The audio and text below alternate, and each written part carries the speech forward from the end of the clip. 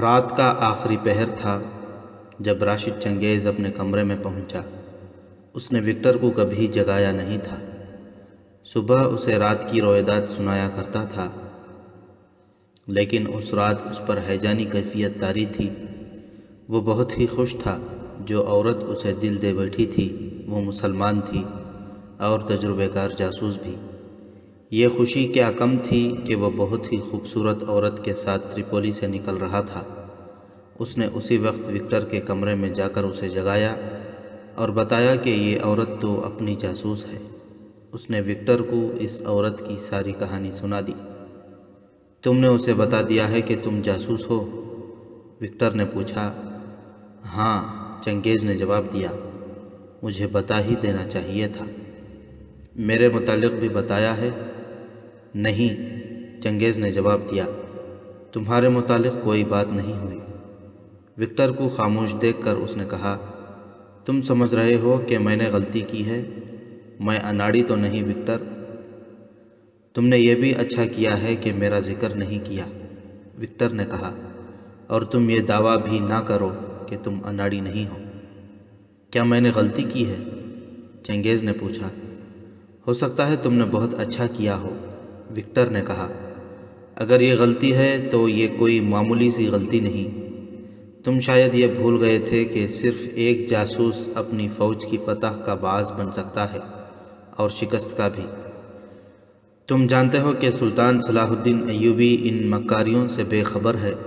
اگر ہم پکڑے گئے اور یہ راز ہمارے ساتھ قید خانے میں چلا گیا یا جلاد کی نظر ہو گیا، سلطان ایوبی جو آج تک ہر میدان کا فاتح کہلاتا ہے، تاریخ میں شکست خوردہ کے خطاب سے بھی یاد کیا جائے گا۔ نہیں، چنگیز نے وثوق اور خود اعتمادی سے کہا، وہ مجھے دھوکہ نہیں دے گی۔ وہ مسلمان ہے، میں رات کو اسے ملنے جاؤں گا۔ وہ پورا راز اپنے ساتھ لا رہی ہے۔ اب ہمیں اپنے امام کے پاس جانے کی ضرورت نہیں۔ میں یہ راز خود قاہرہ لے جاؤں گا۔ میرے دل کی شہزادی میرے ساتھ ہوگی۔ ہاں، مجھے خیال آتا ہے کہ میری غیر حاضری سے یہاں کسی کو یہ شک نہ ہو کہ میں کوئی فوجی راز لے کر بھاگا ہوں۔ یہ عورت بھی میرے ساتھ لاپتہ ہوگی۔ تم یہ مشہور کر دینا کہ تم نے مجھے اور اسے چوری چھپے ملتے دیکھا ہے، اور میں اس عورت کو بھگا کر یروشلم کی سمت نکل گیا ہوں۔ وکٹر گہری سوچ میں کھو گیا اور راشد چنگیز نشے میں جھومتا رہا۔ جس وقت چنگیز وکٹر کے کمرے میں داخل ہوا، اس وقت تھوڑی ہی دور افسروں کے رہائشی کمروں میں سے ایک میں یہ عورت داخل ہوئی جو چنگیز پر مر مٹی تھی۔ کمرے میں رہنے والا سویا ہوا تھا۔ اس عورت نے بے تکلفی سے اس کا ایک ٹخنا پکڑا اور زور سے جھٹکا دیا۔ وہ آدمی ہڑبڑا کر اٹھا۔ عورت نے ہنس کر کہا، اٹھو اٹھو، شکار مار لیا ہے۔ اس آدمی نے قندیل جلائی اور اس عورت کو اپنے بازوؤں میں لے کر بستر پر گرا لیا۔ کچھ دیر بے حیائی کے ننگے مظاہرے ہوئے، پھر اس سراہی میں جس میں یہ عورت چنگیز کے لیے شراب لے گئی تھی، جو شراب بچی تھی وہ اس آدمی نے پیالوں میں انڈیلی۔ دونوں نے پیالے خالی کیے۔ اب کہو کیا خبر لائی ہو؟ وہ جاسوس ہے، عورت نے کہا، اور مسلمان ہے۔ ہرمن کا شک صحیح ثابت ہوا۔ بالکل صحیح، عورت نے کہا، شراب کا اور میرا جادو کام کر گیا، ورنہ ہرمن جیسا ماہر سراغ رساں بھی اسے نہ پکڑ سکتا۔ اگر اس کی مصنوعی داڑھی میرے ہاتھ نہ آ جاتی تو شاید میں بھی ناکام رہتی۔ مجھے شک تو وہیں سے ہو گیا تھا جب اس نے پہلے روز شراب پینے سے انکار کر دیا تھا۔ میں جان گئی کہ یہ مسلمان ہے۔ میں نے اسے کہا کہ میں پاک محبت کے لیے ترس رہی ہوں، تو اس نے مجھے پاک محبت دی، ورنہ ہمارے لوگ عورت کو دیکھتے ہیں تو سب سے پہلے اس کے کپڑے اتارتے ہیں۔ محبت پاک ہو یا ناپاک، عورت کا جسم پہاڑوں کو ریزہ ریزہ کر دیتا ہے۔ اس آدمی نے کہا، یہ کمزوری ہر انسان میں موجود ہے۔ میں نے تمہیں بتایا تھا کہ تمہارا حسن اس آدمی کو بے نقاب کر دے گا۔ عورت مجسم طور پر پاس ہو یا عورت کا صرف تصور ہو، انسان اپنے آپ میں نہیں رہتا۔ یہ آدمی صلیبیوں کی انٹیلیجنس کا افسر تھا اور ہرمن کا نائب۔ ہرمن کو کسی طرح شک ہو گیا تھا کہ راشد چنگیز جاسوس ہے۔ ایک تو وہ تجربے کار تھا، دوسرے اسے حکم ملا تھا کہ جس پر ذرا سا بھی شک ہو جاسوس ہے اسے پکڑ لو۔ چنانچہ اس نے بڑے سخت انتظامات کر دیے تھے۔ راشد چنگیز کو شاید انہوں نے رات کو مسجد میں جاتے دیکھ لیا تھا۔ ہرمن نے اپنے نائب سے کہا کہ چنگیز کو کسی عورت کے جال میں لا کر دیکھو کہ یہ آدمی صاف ہے یا مشتبہ۔ اس محکمے کے پاس اس مقصد کے لیے ایک سے ایک کایا عورت موجود تھی۔ اس عورت کو منتخب کیا گیا اور اسے چنگیز کے پیچھے ڈال دیا گیا۔ یہ عورت اپنے فن کی ماہر تھی۔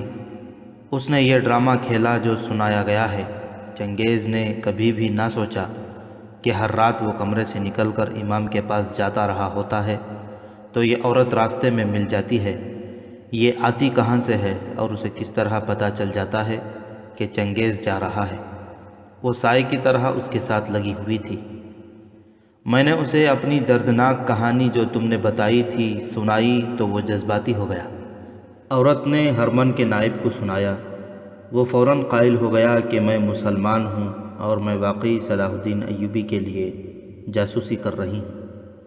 مسلمان جذباتی قوم ہے، ہرمن کے نائب نے کہا، بلکہ یہ عجیب و غریب قوم ہے۔ مسلمان مذہب کے نام پر ایسی ایسی قربانیاں دے گزرتے ہیں جو کوئی اور قوم نہیں دے سکتی۔ میدان جنگ میں ایک مسلمان 10 سے لے کر 15 صلیبی سپاہیوں کا مقابلہ کر سکتا ہے اور کرتا ہے۔ اسے وہ ایمان کی قوت کہتے ہیں۔ میں اعتراف کرتا ہوں کہ میں مسلمانوں کی اس روحانی قوت کا قائل ہو گیا ہوں۔ 8 یا 10 چھاپا ماروں کا ہمارے عقب میں چلے جانا، شب خون مارنا، ہماری رسد کو نظر آتش کر کے غائب ہو جانا، گھیرے سے نکل جانا، نہ نکل سکیں تو اپنی لگائی ہوئی آگ میں زندہ جل جانا کوئی معمولی بہادری نہیں، اسے معقوف الفطرت کہا جا سکتا ہے۔ میں تو اسے معجزہ کہا کرتا ہوں۔ مسلمانوں کی اس قوت کو کمزور کرنے کے لیے ہمارے ان دانشوروں نے جو انسانی فطرت کی کمزور رگوں کو سمجھتے ہیں ایسے طریقے وضع کیے ہیں جن سے مسلمانوں کے مذہبی جنون کو ان کی کمزوری بنا دیا گیا ہے۔ یہودیوں نے اس سلسلے میں بہت کام کیا ہے۔ ہم نے یہ کامیابی چند ایک یہودیوں اور عیسائیوں کو مسلمانوں کے عالموں اور اماموں کے بحروپ میں بھیج کر حاصل کی ہے۔ مسلمان علاقوں کی کئی مسجدوں کے امام اصل میں یہودی اور عیسائی ہیں۔ انہوں نے قرآن اور حدیث کی ایسی تفسیریں مقبول عام کر دی ہیں جن میں مسلمان غلط عقائد کے پیروکار ہوتے جا رہے ہیں۔ انہیں اب مذہب کے نام پر اپنے بھائیوں کے خلاف لڑایا جا سکتا ہے اور ہم نے لڑا کر دکھا بھی دیا ہے۔ ہم نے مسلمانوں میں جنسی جنون بھی پیدا کر دیا ہے۔ اب جس مسلمان کے ہاں دولت اور اقتدار آتا ہے وہ سب سے پہلے حرم بناتا اور اسے حسین اور جوان لڑکیوں سے بھرتا ہے۔ یہ زن پرستی نیچے تک چلی گئی ہے۔ ہم نے کئی طریقوں سے مسلمانوں کے بیٹیوں میں تصور پرستی اور ذہنی عیاشی کا رجحان پیدا کر دیا ہے۔ اس کے علاوہ مسلمان جذباتی ہیں۔ تم نے دیکھ لیا ہے کہ اس مسلمان جاسوس کے جذبات کو تم نے چھیڑا تو وہ تمہارے جال میں پھنس گیا۔ جذباتیت بہت بڑی کمزوری ہے۔ ہرمن کہا کرتا ہے کہ مستقبل قریب میں یہ قوم تصوروں کی غلام ہو جائے گی اور حقیقت سے دور ہٹ جائے گی، پھر ہمیں جنگ و جدل کی ضرورت نہیں پڑے گی۔ مسلمان ذہنی طور پر ہمارے غلام ہو جائیں گے۔ وہ اپنی روایات کو ترک کر کے ہمارے تہذیب و تمدن کو اپنانے میں فخر محسوس کریں گے۔ مجھے نیند آ رہی ہے، عورت نے اکتا کر کہا۔ میں نے تمہیں ایک شکار دے دیا ہے، ابھی اسے گرفتار کر لو۔ نہیں، انٹیلیجنس کے اس نائب نے کہا، ابھی تمہارا کام ختم نہیں ہوا۔ اگر اسے گرفتار کرنا ہوتا تو اس کے ساتھ یہ ناٹک کھیلنے کی کیا ضرورت تھی؟ تمہیں اتنی زحمت نہ دی جاتی۔ ہم تو کسی کو بھی محض شک میں گرفتار کر سکتے ہیں، مگر اسے ابھی گرفتار نہیں کریں گے۔ اس سے اس کے ان تمام ساتھیوں کا سراغ لینا ہے جو تریپولی میں جاسوسی کر رہے ہیں۔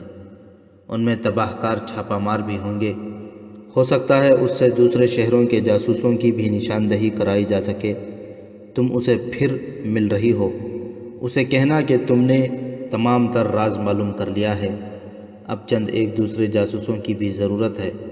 اسے یہ بھی کہنا کہ ایک جگہ صلیبیوں نے بے انداز آتش گیر مادہ اور قیمتی سامان جمع کر رکھا ہے جو حملے میں ساتھ جائے گا اسے تباہ کرنا ہے، اس لیے یہاں کے زمین دوز چھاپا ماروں سے میری ملاقات کراؤ۔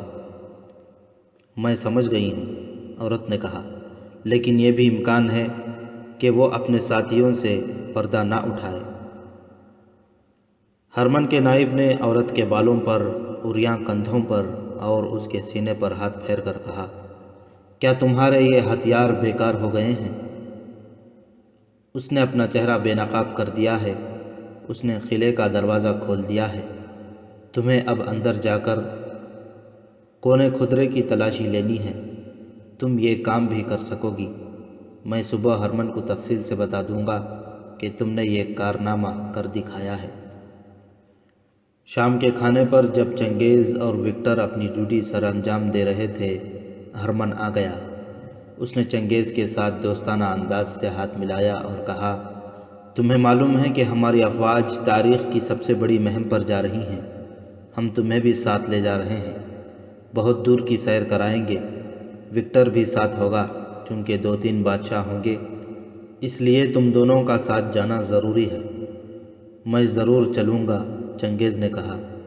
ہرمن کو رپورٹ مل چکی تھی کہ راشد چنگیز جاسوس ہے اور آج رات اس کے محکمے کے ایک جوان سال اور دلنشین عورت جس نے اسے بے نقاب کیا ہے، اس سے اس کے گروہ کے دیگر افراد کے نام اور پتے بھی حاصل کر لے گی۔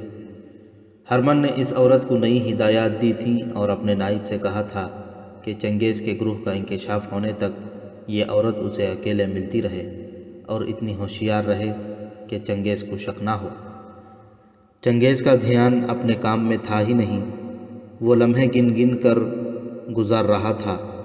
اتنی بڑی کامیابی اس نے کبھی بھی حاصل نہیں کی تھی کہ اتنا عظیم راز اسے ملا ہو اور اتنی حسین لڑکی اس پر مر مٹی ہو۔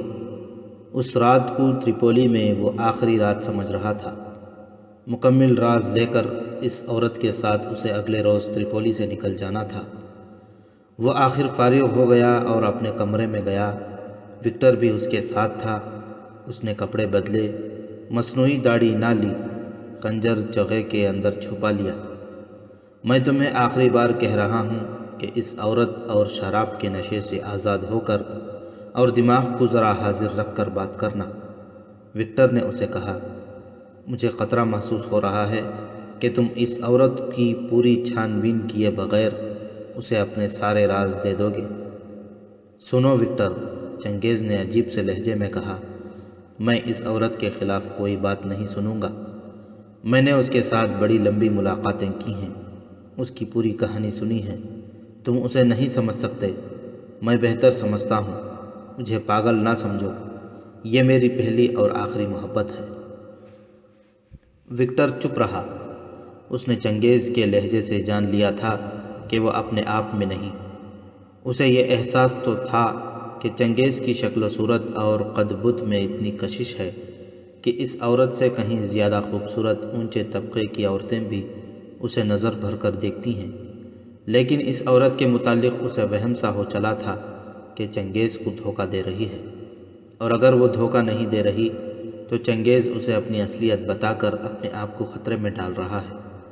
اگر یہ عورت مسلمان جاسوس ہی ہے تو اس پر بھروسہ نہیں کیا جا سکتا کیونکہ اسے سرکاری طور پر نہیں بھیجا گیا تھا۔ وکٹر کو اطمینان محسوس نہیں ہو رہا تھا۔ چنگیز چلا گیا، وکٹر گہری سوچ میں کھو گیا۔ چنگیز کے جانے کے بعد وہ سو جایا کرتا تھا، مگر اس رات اسے نیند نہیں آ رہی تھی۔ اپنے کمرے میں جا کر وہ لیٹنے کے بجائے بے چینی سے ٹہلنے لگا۔ عورت اسی جگہ چنگیز کے انتظار میں کھڑی تھی۔ اس کے قریب زمین پر شراب کی سراہی اور 2 پیالے پڑے تھے۔ اندھیرے میں چنگیز کو سائے کی طرح آتا دیکھ کر وہ دوڑ پڑی اور اس کے ساتھ لپٹ گئی جیسے بچہ ماں کے ساتھ لپٹ جاتا ہے۔ اس نے ایسے والیحانہ پن اور خود سپردگی کا مظاہرہ کیا جس نے چنگیز کی عقل پر خمار طاری کر دیا اور اس کے جذبات بیدار ہو گئے۔ اس کایاں عورت نے اپنے حسن و جوانی کے وہ سارے ہتھیار استعمال کیے جن پر ہرمن کے نائب نے ہاتھ پھیر کر کہا تھا کہ تمہارے یہ ہتھیار بیکار تو نہیں ہو گئے، تم مجھے دھوکہ تو نہیں دے رہے۔ اس نے چنگیز سے رندھی ہوئی آواز میں پوچھا، تمہاری محبت نے مجھے ایسا بے بس اور مجبور کر دیا ہے کہ میں نے اپنا اتنا نازک راز تمہیں دے دیا ہے۔ عورت اس کی کمر کے گرد ایک بازو لپیٹے اسے وہاں لے گئی جہاں صراحی اور پیالے رکھے تھے، اسے وہاں بٹھایا اور پیالوں میں شراب ڈال کر بولی، فتح کی خوشی میں ایک جام۔ چنگیز اس قدر مسرور تھا کہ اس نے فوراً پیالہ لے لیا اور پی گیا۔ عورت نے اس کے پیالے میں اور شراب ڈال دی، چنگیز نے وہ بھی پی لی۔ ان سے 8-10 قدم دور ایک درخت تھا، کوئی پیچھے سے رینگتا ہوا آیا اور اس درخت کے تنے کی اوٹ میں بیٹھ گیا۔ رات خاموش تھی، درخت کی اوٹ میں بیٹھے ہوئے آدمی کو چنگیز اور عورت کی سرگوشیاں بھی سنائی دے رہی تھی، مگر وہ سرگوشیوں میں نہیں، ذرا اونچی آواز میں باتیں کر رہے تھے۔ اب بتاؤ کیا خبر لائی ہو؟ چنگیز نے عورت سے پوچھا۔ ایسی خبر لائی ہوں جو سلطان ایوبی نے کبھی خواب میں نہیں سنی ہوگی، عورت نے کہا۔ میں سلیبیوں کی موت کا پروانہ لائی ہوں۔ اس نے چنگیز کو سلیبیوں کا پلان اور پیش قدمی کا راستہ بتا دیا اور یہ بھی بتایا کہ وہ کہاں حملہ کریں گے۔ اس نے سلیبی فوج کی رسد کا راستہ بھی بتایا اور یہ بھی کہ کوچ کب ہوگی۔ ہمیں یہاں سے جلدی نکل جانا چاہیے، چنگیز نے کہا۔ کل رات نکل چلیں؟ نہیں، عورت نے کہا۔ ہمیں جس راز کی ضرورت تھی وہ مل گیا ہے، لیکن میرے دل میں انتقام کی جو آگ بھڑک رہی ہے میں اسے سرد کر کے جاؤں گی۔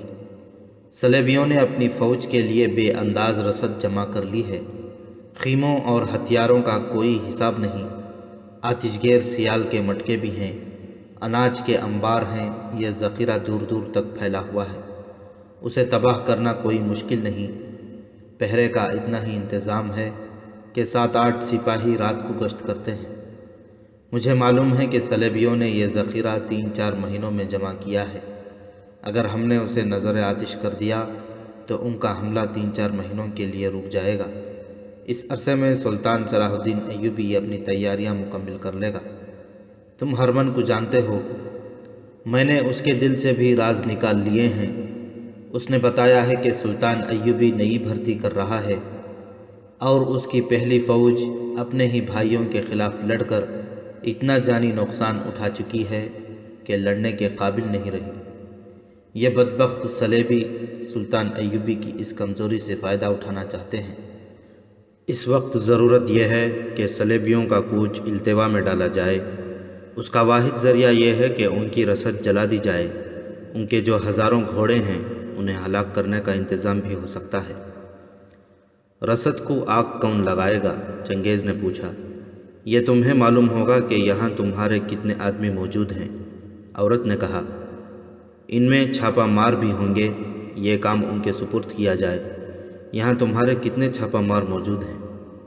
سلطان ایوبی نے حکم دے رکھا ہے کہ دشمن کے مقبوضہ علاقوں میں تباہ کاری نہ کی جائے، کیونکہ چھاپہ مار تو تباہ کاری کے بعد ادھر ادھر ہو جاتے ہیں، سزا بے گناہ مسلمان باشندوں کو ملتی ہے، چنگیز نے کہا۔ صلیبی ان کے گھروں میں گھس کر ان کی مستورات کو بھی پریشان کرتے ہیں، اس لیے ہم نے چھاپہ ماروں کو واپس بھیج دیا تھا۔ یہاں جاسوس ہیں، وہ تخریب کاری بھی کر سکتے ہیں، وہ یہاں کے چند ایک جوانوں کو تیار کر سکتے ہیں۔ انہیں کسی جگہ اکٹھا کرنے کا انتظام ہو سکتا ہے؟ عورت نے پوچھا اور چنگیز کے پیالے میں شراب ڈال کر اپنے ہاتھوں پیالہ اس کے منہ کے ساتھ لگا دیا۔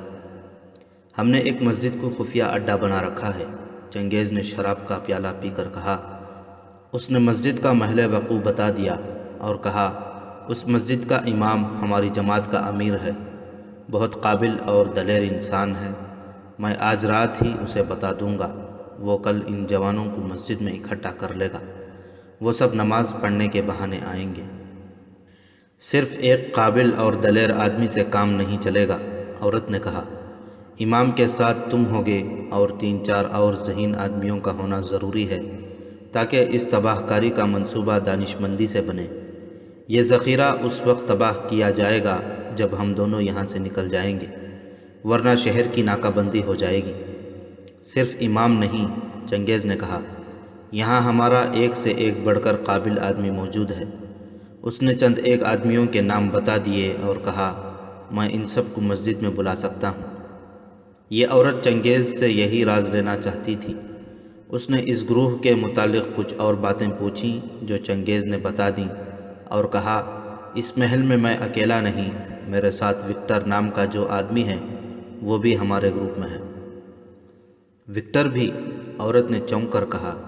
ہاں، چنگیز نے کہا، کیا تم ہماری استادی کی تعریف نہیں کرو گی کہ ہم نے ایک عیسائی کو بھی اپنا جاسوس بنا رکھا ہے؟ عورت کچھ دیر خاموش رہی، پھر بولی، کل دن کو میں تمہارے کمرے میں آؤں گی، مجھے وہاں آنے سے کوئی روک نہیں سکتا۔ عورت جانے کے لیے اٹھی۔ درخت کی اوٹ میں چھپے ہوئے آدمی نے حرکت کی۔ اس نے بیٹھے بیٹھے کمر بند سے خنجر نکالا اور 8-10 قدم کا فاصلہ 2 چھلانگوں میں طے کر کے عورت کو پیچھے سے ایک بازو سے جکڑ لیا۔ اس کا خنجر والا ہاتھ اوپر اٹھا، تیزی سے نیچے آیا اور خنجر عورت کے سینے میں اتر گیا۔ عورت کی ہلکی سی چیخ سنائی دی اور یہ آواز، میرے سینے میں خنجر اتر گیا ہے۔ چنگیز نے خنجر نکالا اور اس آدمی کو للکار کر اس پر حملہ کیا۔ اس آدمی نے گھوم کر عورت کو آگے کر دیا اور کہا، میں وکٹر ہوں چنگیز، اس بدبخت کو زندہ نہیں رہنا چاہیے۔ عورت سسک رہی تھی۔ وکٹر نے اسے پیچھے سے ایک بازو میں دبوچ رکھا تھا۔ تم ذلیل عیسائی، چنگیز شراب کے نشے میں کہہ رہا تھا۔ سانپ کے بچے نکلے۔ وہ گھوم کر اس پر حملہ کرنے لگا۔ وکٹر نے عورت کو آگے کر دیا اور اسے ڈھال بنا کر بولا، ہوش میں آؤ چنگیز، تم نے اسے سب کچھ بتا کر سارا کھیل برباد کر دیا ہے۔ اگر یہ زندہ رہی تو کل ہم سب گرفتار ہو جائیں گے۔ چنگیز بھپرے ہوئے چیتے کی طرح اس کے ارد گرد گھوم اور پھنکار رہا تھا۔ لڑکی ابھی ہوش میں تھی، کراہتے ہوئے بولی، چنگیز، میرے خون کا انتقام تمہارے سر ہے۔ عیسائی ہمارے دوست نہیں ہو سکتے۔ میں اب زندہ نہیں رہوں گی، یہ ہمارا نہیں، صلیبیوں کا جاسوس ہے۔ چنگیز نے جست لگا کر وکٹر پر حملہ کیا۔ وکٹر نے بار بار اسے کہا کہ وہ دھوکے میں آ گیا ہے اور اس عورت کو قتل کر کے لاش دور پھینک آئیں گے، مگر چنگیز اب جاسوس نہیں، وہ مرد بن چکا تھا جس کی محبوبہ کو ایک اور مرد نے پکڑ رکھا تھا اور اس کے سینے میں خنجر بھی اتار چکا تھا۔ اس نے سامنے سے عورت کو اتنی زور سے دھکا دیا کہ وکٹر پیچھے کو گرا اور عورت اس کے اوپر گری۔ چنگیز نے وکٹر پر خنجر کا وار کیا۔ وہ ہوشیار اور پھرتیلا تھا، ایک طرف ہو گیا اور اٹھا۔ چنگیز نے اس پر ایک اور وار کیا، خنجر اس کے کندھے میں لگا۔ وکٹر نے سنبھل کر جوابی حملہ کیا۔ چنگیز کا بھی زندہ رہنا خطرناک تھا۔ وکٹر کا خنجر چنگیز کے پیٹ میں لگا۔ چنگیز نے خنجر کھا کر وار کیا جو وکٹر کے بازو کو چیر گیا۔ اس نے وکٹر کے سینے میں خنجر مارا۔ چنگیز شراب کے نشے میں پاؤں پر کھڑا رہنے کے قابل نہیں تھا۔ وکٹر نے ایک اور وار اس کے سینے پر ہی کیا اور چنگیز گر پڑا۔ اس نے عورت کے دل پر ہاتھ رکھا۔ دل خاموش تھا، وہ مر چکی تھی۔ چنگیز بھی آخری سانس لے رہا تھا، وہ ہوش میں نہیں تھا۔ وکٹر کے کندھے اور بازو سے خون بہہ رہا تھا۔ اس نے عورت کے کپڑے پھاڑے اور بازو پر باندھ لیے۔ کندھے کے زخم میں کپڑا ٹھونس دیا تاکہ خون بند ہو جائے۔ وہ چل پڑا۔ اس نے رفتار تیز کر لی۔ زخموں پر کپڑا باندھ لینے کے باوجود خون نہ رکا۔ اس نے پرواہ نہ کی اور چلتا گیا۔ وہ ایک گلی میں داخل ہوا اور 2 موڑ ایک موڑ مڑ کر وہ ایک فراخ گلی میں چلا گیا۔ تریپولی پر گہری نیند طاری تھی۔ گلیاں سنسان تھیں۔ تمام گھروں کے دروازے بند تھے۔ صرف ایک دروازہ کھلا ہوا تھا، وہ خدا کے گھر کا دروازہ تھا۔ یہ مسجد تھی۔ وہ اس مسجد میں پہلی بار آیا تھا۔ چنگیز نے اسے بتا رکھا تھا کہ کبھی اس مسجد میں جانے کی ضرورت پڑے تو مسجد کے صحن میں چلے جانا۔ بائیں دیوار میں ایک دروازہ ہے جو امام کے گھر کا ہے۔ وکٹر نے یہ مسجد باہر سے دیکھی تھی۔ یہ سلطان ایوبی کے تریپولی میں موجود جاسوسوں کا خفیہ ہیڈ کوارٹر تھا اور مسجد کا امام مسجد کا ہی نہیں، جاسوسوں کے اس گروہ کا بھی امام تھا۔ وکٹر نے کھلے دروازے میں داخل ہو کر جوتے اتار دیے۔ رات آدھی گزر چکی تھی۔ امام گہری نیند سویا ہوا تھا۔ دروازے کی دستک نے اسے جگایا۔ اس نے دانستہ توقف کیا۔ وہ دستک ایک بار پھر سننے کے انتظار میں تھا۔ دستک پھر ہوئی۔ یہ جاسوسوں کی مخصوص دستک تھی۔ پھر بھی اس نے لمبا خنجر ہاتھ میں لیا اور دروازہ کھولا۔ دھیمی آواز میں کہا، چنگیز۔ وکٹر نے جواب دیا، اندر چلیں۔ خون کی بو کہاں سے آ رہی ہے؟ امام نے اندھیرے میں وکٹر کا بازو تھام کر پوچھا۔ یہ میرا خون ہے، وکٹر نے جواب دیا۔ امام اسے گھسیٹتا ہوا اندر لے گیا۔ دیا جلایا تو اسے نظر آیا کہ وکٹر کے کپڑے خون سے لال اور تر ہو رہے تھے۔ وکٹر کے ساتھ اس کا وہی تعارف تھا جو چنگیز نے غائبانہ کرا رکھا تھا۔ امام نے اسے دور سے دیکھا تھا۔ وکٹر کو وہ پس منظر میں رکھتے تھے، جس کی وجہ یہ نہیں تھی کہ وہ عیسائی تھا، بلکہ یہ کہ اسے انہوں نے اندر کی اطلاعات فراہم کرنے کا کام سونپ رکھا تھا۔ یہ جاسوسی کا ایک طریقہ اور ان کی اپنی تنظیم تھی۔ اس لحاظ سے امام اور وکٹر ایک دوسرے کے اجنبی نہیں تھے۔ تم آئے ہو؟ امام نے پوچھا۔ چنگیز کیوں نہیں آیا؟ وہ اب کبھی نہیں آ سکے گا۔ کیوں؟ امام نے گھبرا کر پوچھا۔ پکڑا گیا ہے؟ اسے اس کے گناہوں نے پکڑا ہے، وکٹر نے جواب دیا، اور میرے خنجر نے اسے سزائے موت دے دی ہے۔ آپ میرا خون نہیں دیکھ رہے؟ کیا آپ میرا خون بند کرنے کا بندوبست کر سکتے ہیں؟ آپ گھبرائیں نہیں۔ خدا کا شکر ادا کریں کہ چنگیز زندہ نہیں، ورنہ ہم میں سے ہر کوئی قید خانے کی اذیتوں سے مارا جاتا۔ امام نے بہت سی دوائیاں نکالیں، پانی لایا اور اس کے زخم دھونے لگا۔ وکٹر کو کپڑے بدلنے کو کہا۔ نہیں، وکٹر نے جواب دیا، میں نے سوچ لیا ہے کہ مجھے کیا کرنا ہے۔ میں انہی کپڑوں میں واپس جاؤں گا۔ میں نے آپ کا نمک کھایا ہے۔ میرا عزیز دوست اور بڑے ہی خطرناک سفر کا ساتھی میرے ہاتھوں قتل ہو گیا ہے۔ میں آپ سب کے لیے اپنے آپ کو قربان کرنے کا ارادہ کر چکا ہوں۔ میں اپنی گردن جلاد کے آگے جھکا کر آپ سب کو صاف بچا لوں گا۔ امام اس کے زخم صاف کر کے ان پر صفوف چھڑک رہا تھا اور وکٹر اسے سارا واقعہ سنا رہا تھا۔ اس نے ہر ایک تفصیل سنا کر کہا، مجھے شک ہو گیا تھا کہ یہ عورت فریب کے سوا کچھ بھی نہیں۔ میں نے وہ بوڑھا کمانڈر کبھی نہیں دیکھا تھا جس کی وہ اپنے آپ کو داشتہ بتاتی تھی۔ اس کا ہر رات چنگیز کے راستے میں آ جانا ایک ثبوت تھا کہ وہ قریب ہی کہیں ہوتی ہے اور چنگیز پر نظر رکھتی ہے۔ میں نے چنگیز سے جب بھی کہا کہ وہ اور زیادہ احتیاط کرے، وہ غصے میں آ گیا۔ میں آپ کو بتا چکا ہوں کہ وہ شراب بھی پینے لگا تھا۔ مجھے شک ہے کہ شراب میں اسے حشیش ملا کر پلائی جاتی تھی، ورنہ چنگیز جیسا سخت آدمی اور ایمان کا پکا اتنی جلدی اور اتنی آسانی سے اس فریب میں نہ آتا۔ بڑی خوبصورت لڑکیاں اسے اپنی محبت میں گرفتار کرنے کی کوشش کر چکی تھیں، وہ ہنس کر ٹال دیا کرتا تھا۔ اس عورت نے اسے اپنے حسن اور حشیش کی آمیزش والی شراب کے طلسم میں جسمانی نہیں ذہنی طور پر گرفتار کر لیا تھا۔ اس نے جب یہ بتایا کہ اس عورت کو بتا دیا ہے کہ وہ جاسوس ہے تو میرا دل کانپ اٹھا۔ مجھے جیسے عالم غیب سے اشارہ مل رہا تھا کہ چنگیز نے اتنی بڑی لغزش کی ہے کہ جس کی سزا صرف اس کی نہیں، ہم سب کی موت ہے، اور اس کی یہ لغزش شام اور مصر کی آزادی کی موت کا بھی باعث بن سکتی ہے۔ میں نے اسے سمجھانے کی کوشش کی، مگر اس کی عقل پر عورت نے جو طلسم طاری کر دیا تھا وہ اسے ہم سے اور اپنے فرائض سے اور اپنے ایمان سے بھی بہت دور لے گیا تھا۔ میں نے اسی وقت ارادہ کر لیا تھا کہ اب یہی ایک صورت رہ گئی ہے کہ اس عورت کو قتل کر دیا جائے، اور اگر چنگیز کا رویہ نہ بدلے تو اسے بھی ختم کر دیا جائے۔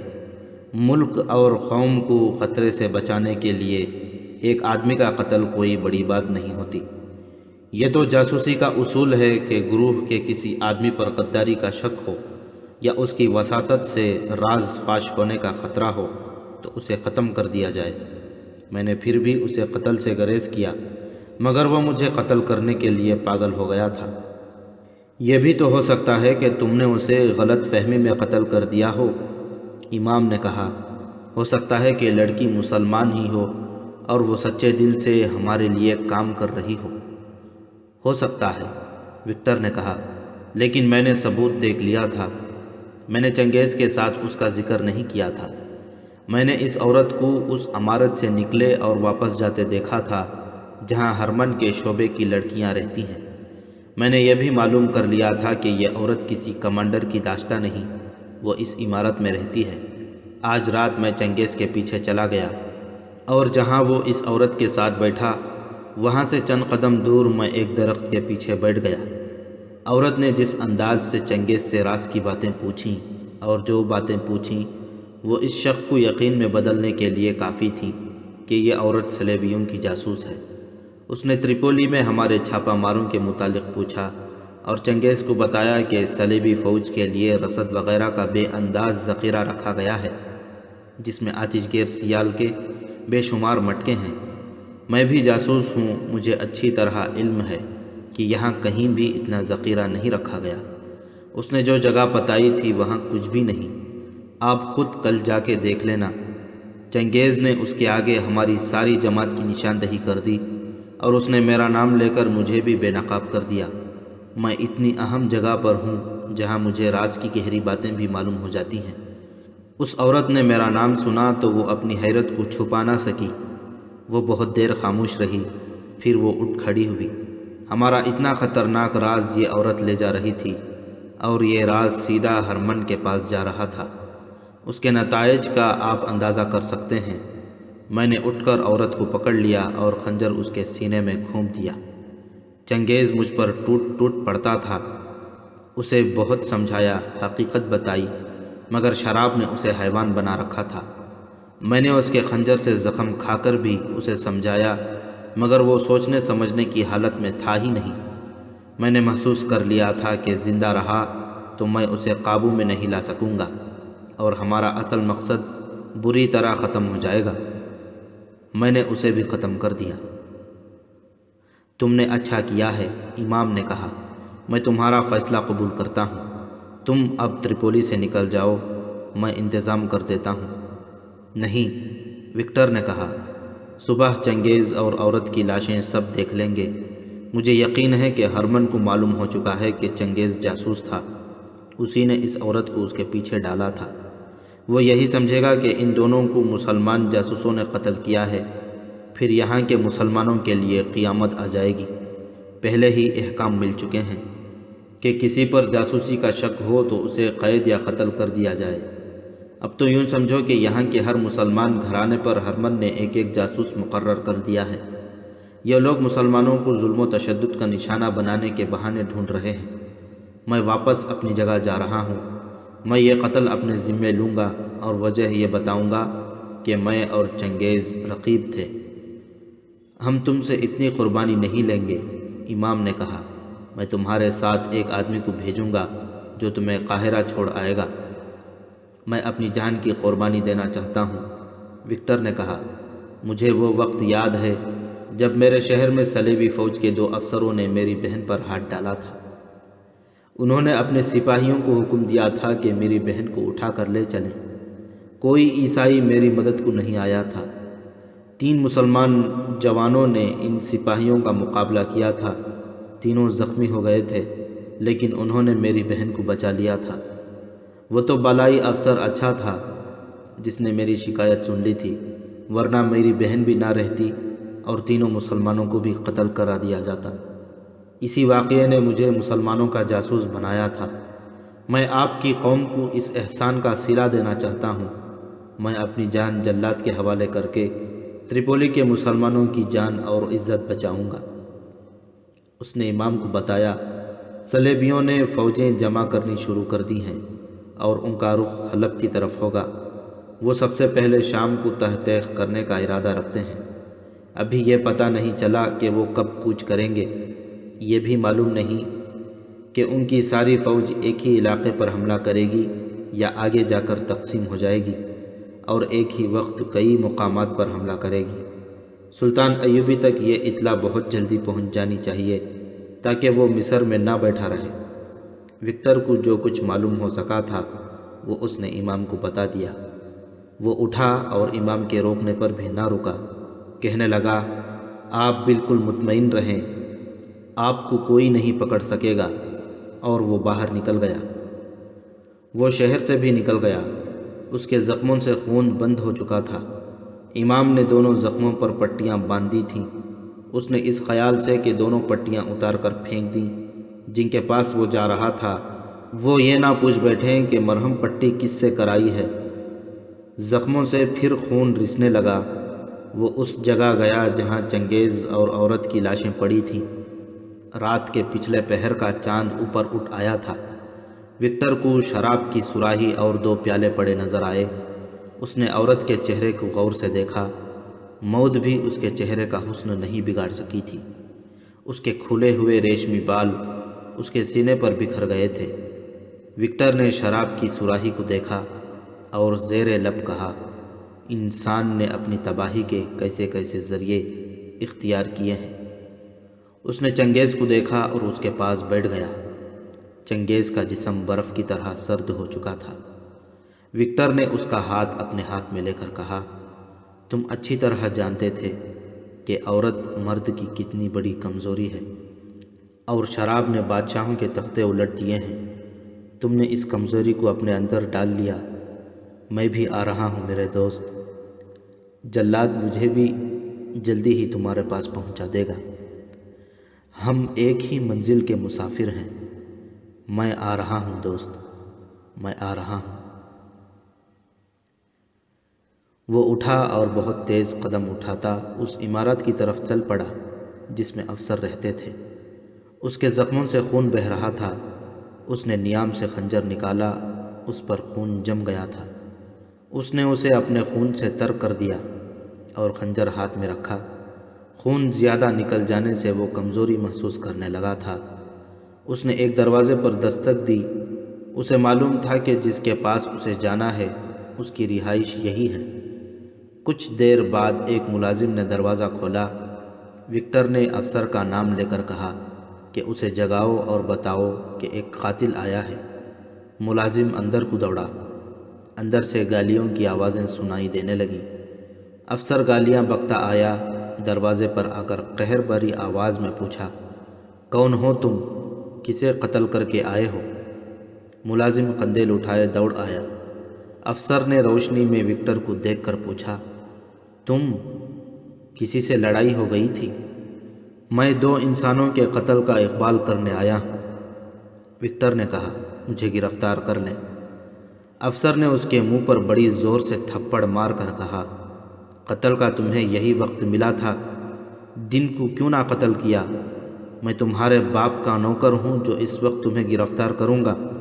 اتنی گہری نیند سے مجھے جگا دیا ہے۔ اس نے اپنے ملازم سے کہا، اوئے لے جاؤ اسے قید خانے میں بند کر دو۔ ملازم وکٹر کو بازو سے پکڑ کر چل پڑا تو افسر نے گرج کر کہا، اوئے رک جاؤ جنگلی کہیں کے، تم نے یہ بھی نہیں سوچا کہ یہ راستے میں تمہیں قتل بھی کر دے گا؟ اندر لاؤ اسے۔ اس نے کیا کیا ہے؟ میں نے ایک آدمی اور ایک عورت کا قتل کیا ہے جناب، وکٹر بلند آواز سے بولا۔ قتل کیا ہے؟ افسر نے حیرت اور گھبراہٹ سے پوچھا، قتل کیا ہے؟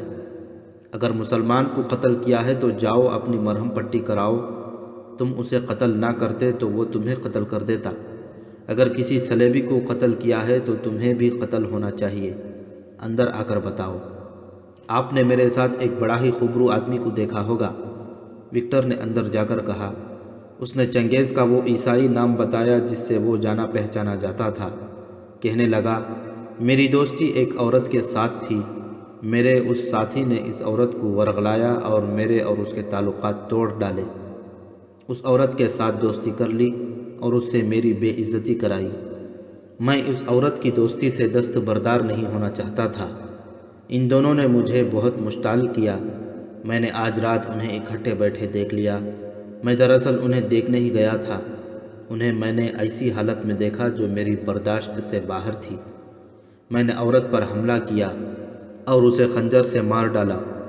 پھر اپنے رقیب کے ساتھ خنجر بازی ہوئی۔ مجھے یہ 2 زخم آئے ہیں، اسے بھی 2 ہی زخم آئے مگر مہلک ثابت ہوئے۔ میں کہیں بھاگ جانے کے بجائے آپ کے پاس آ گیا ہوں۔ افسر نے کہا، عورت کے لیے قتل ہونا یا قتل کرنا عقل مندی تو نہیں۔ یہ افسر بالکل سنجیدہ نہیں لگتا تھا۔ وہ شاید وکٹر کو چھوڑ دیتا، مگر صبح ہوتے ہی لاشیں دیکھی گئیں۔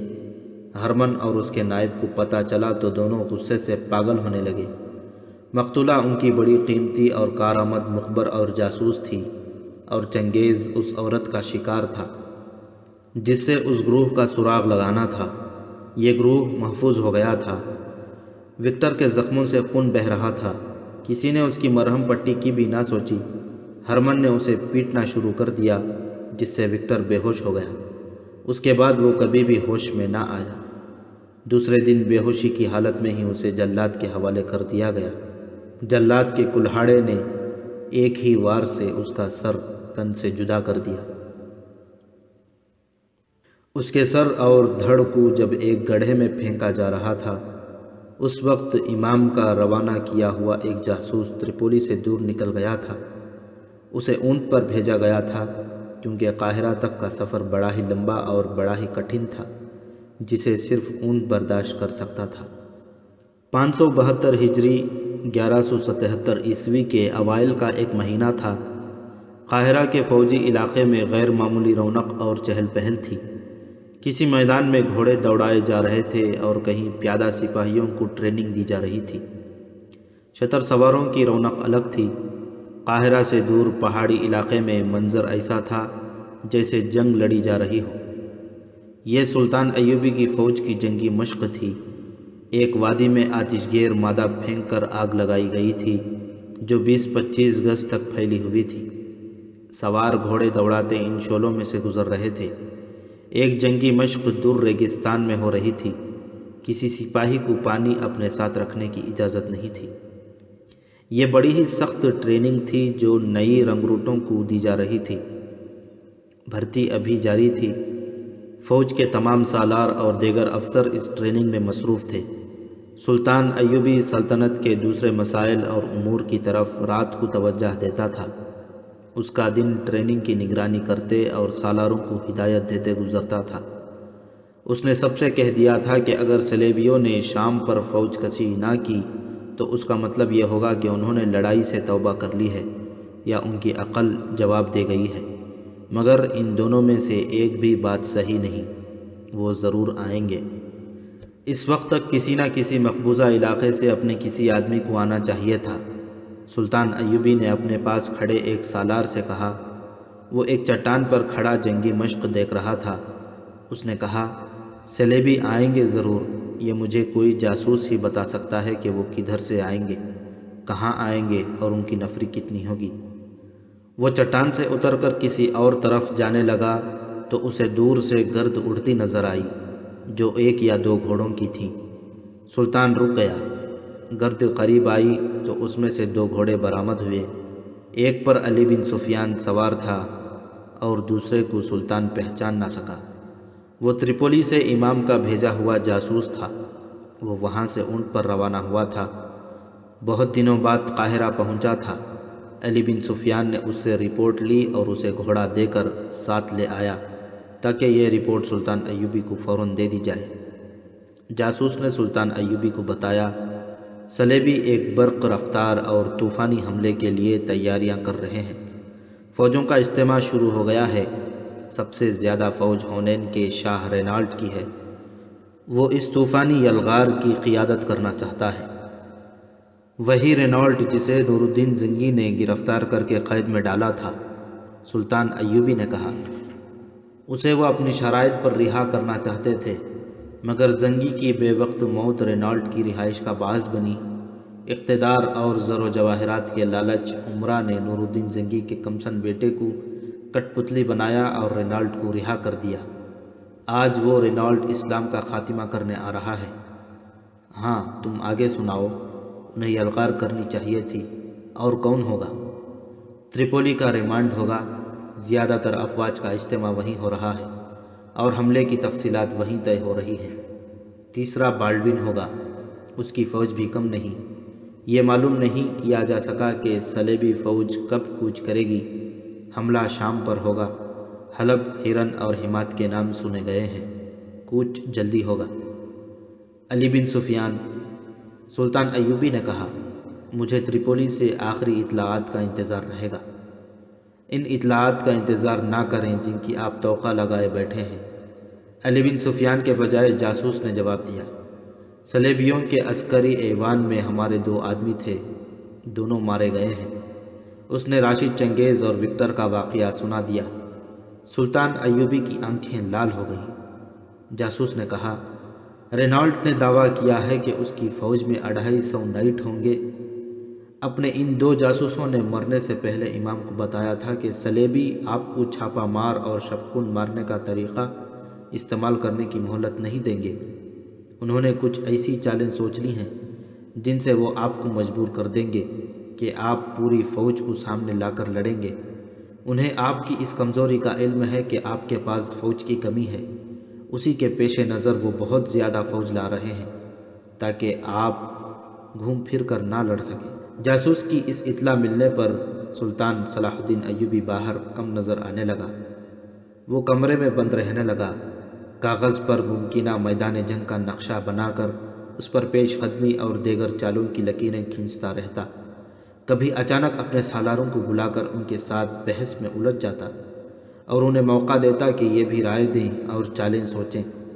ان سالاروں میں ایک عیسیٰ اہلکاری تھا جو ایک قابل سالار ہونے کے علاوہ عالم اور قانوندان بھی تھا۔ اسے بعض مورخوں نے سلطان ایوبی کا دست راست بھی کہا ہے۔ ایک روز سلطان ایوبی نے خلاف توقع کوچ کا حکم دے دیا۔ اس نے فوج کا خاصا حصہ سوڈان کی سرحد کے ساتھ خیمہ زن کر دیا کیونکہ ادھر سے بھی حملے کا خطرہ تھا۔ اس کے لیے سب سے بڑی مصیبت یہی تھی کہ وہ پیش قدمی کرتا تھا تو اس کے عقب میں بھی دشمن ہوتا تھا۔ صلیبیوں کے لیے وہ مصر کی ساری فوج نہیں لے جا سکتا تھا۔ اس نے کوچ کیا تو مورخوں کے اعداد و شمار کے مطابق اس کے پاس جو فوج تھی وہ 1000 پیادہ تھی۔ یہ سب مملوک تھے۔ مملوک آزاد کیے ہوئے غلاموں کو کہا جاتا تھا۔ یہ لڑاکے اور جنگجو تھے۔ اس کے علاوہ 8000 گھوڑ سوار تھے جن میں مصری بھی تھے اور سوڈانی بھی۔ 1169 عیسوی میں سلطان ایوبی نے بغاوت کے جرم میں فوج سے نکال کر انہیں زرخیر زمینوں پر آباد کر دیا تھا۔ اب وہ مصر کے وفادار تھے، ان پر اعتماد کیا جا سکتا تھا، مگر یہ 1000 مملوک اور 8000 سوار نئے فوج میں بھرتی ہوئے تھے۔ انہوں نے ابھی جنگ دیکھی ہی نہیں تھی۔ ان کی ٹریننگ بمشکل مکمل ہوئی تھی۔ سلطان ایوبی اپنی فوج اپنے بھائی العادل کی زیر کمان حلب کے مسافات میں چھوڑ آیا تھا۔ اسے کسی طرح اندازہ ہو گیا تھا کہ صلیبی اتنی جلدی شام تک نہیں پہنچ سکیں گے۔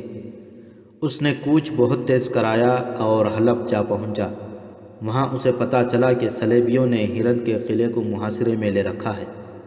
آپ نے ہرن کا مکمل ذکر پچھلی کہانیوں میں پڑھا ہے۔ سلطان ایوبی نے محاصرہ کرنے والی صلیبی فوج کو محاصرے میں لے لیا۔ اس کی یہ چال ایسی اچانک تھی کہ صلیبی جم کر نہ لڑ سکے۔ سلطان ایوبی نے بہت سے قیدی پکڑے اور صلیبیوں کو بہت نقصان پہنچایا۔ اس نے پیش قدمی جاری رکھی اور 2 اہم مقامات لیڈیا اور رملہ پر قبضہ کر لیا۔ یہ فتوحات قدرے آسان تھیں۔ مصر سے آئے ہوئے نئے سپاہیوں کے حوصلے بڑھ گئے۔ وہ سمجھے کہ جنگ اسی طرح ہوتی ہے جس میں فتح ہماری ہی ہوتی ہے۔ اس سے نئے سپاہی غیر محتاط ہو گئے۔ صلیبیوں نے غالباً دانستہ پسپا ہو کر سلطان ایوبی کو دھوکہ دیا تھا۔ انہوں نے تھوڑی سی فوج کی نمائش کی تھی۔ یہ فرنگی فرینکس تھے۔ رینالڈ اور بالڈوین کی فوجیں ابھی سامنے نہیں آئی تھیں، وہ اسی علاقے میں موجود تھیں۔ اب صلیبیوں نے ایسے سخت اقدامات کیے تھے کہ سلطان ایوبی کے جاسوس دشمن کے علاقے سے نکل ہی نہ سکے۔ تریپولی کے جاسوس کے بعد ادھر سے کوئی آ ہی نہ سکا۔ رملہ کے قریب ایک ندی تھی جس کا پانی تو گہرا نہیں تھا، ندی گہرائی میں تھی اور چوڑی بھی۔ عیسیٰ اہلکاری نے رملہ کو فتح کر کے اپنے دستوں کو رملہ کے ارد گرد پھیلا دیا۔ اچانک ندی کے کنارے کی اوٹ میں صلیبیوں کی فوج یوں نکلی جیسے سیلاب کناروں سے نکل آیا ہو۔ یہ فوج جانے کب سے وہاں چھپی بیٹھی تھی۔ عیسیٰ اہلکاری کے دستے بے خبری میں مارے گئے۔ وہ بکھرے ہوئے بھی تھے، مقابلہ نہ کر سکے۔ تریپولی کے جاسوس کی یہ اطلاع صحیح ثابت ہوئی کہ صلیبی ایسی چالیں چلیں گے جن سے سلطان ایوبی اپنے مخصوص طریقۂ جنگ سے لڑنے کے قابل نہیں رہے گا۔ اس وقت کے ایک وقائع نگار ابن اسیر نے لکھا ہے، فرنگی اس طرح ندی سے نکلے جیسے انسانوں اور گھوڑوں کا سیلاب کناروں سے باہر آ کر آبادیوں کو اپنے ساتھ بہائے لے جا رہا ہو۔ سلطان ایوبی کی فوج بے خبری میں مکمل گھیرے میں آ گئی۔ مشہور مورخ جیمس نے لکھا ہے، شاہ بالڈون سلطان صلاح الدین ایوبی سے پہلے اپنی فوج رملہ کے مضافات میں لے آیا تھا۔